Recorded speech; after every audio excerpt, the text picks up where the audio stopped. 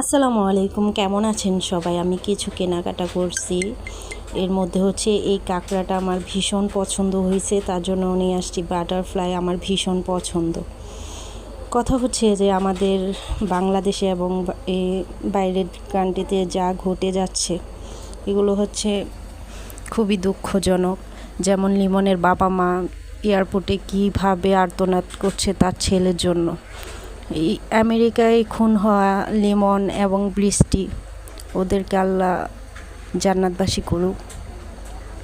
বাবা মায়ের কথা হচ্ছে যে এই সোনার টুকরা ছেলেকে জীবনে আঘাত করি নাই, জীবনে কষ্ট দেই নাই, মারধর করি নাই, সেই ছেলেটাকে কিভাবে কত না জানি কষ্ট দিয়ে মারছে, কত না জানি আঘাত তাকে দিছে। এক্ষুনি আসলে কি জানেন, আমাদের সতর্কতা বজায় রেখে চলা উচিত। আমার মনে হয় আমাদের বাংলাদেশে যেমন মানুষ নির্দয় আছে, তার চাইতে বেশি হচ্ছে বাইরের দেশের মানুষগুলো নির্দয়। কারণ হচ্ছে তারা কোনো মানুষকে মারার জন্য দ্বিতীয়বার ভাবে না। তারা দ্বিতীয়বার ভেবে দেখে না যে মানুষটাকে যে মেরে ফেলবো, এটা দ্বিতীয়বার ভাবে না।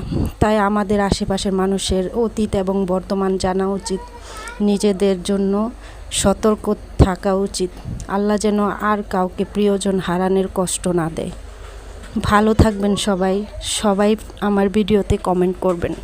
কমেন্ট ছাড়া ভিডিও ছাড়ি কিন্তু কোনো কমেন্ট আসে না, তাই মনটা খারাপ হয়, মাঝে মধ্যে মনে চায় ভিডিও না ছাড়ি।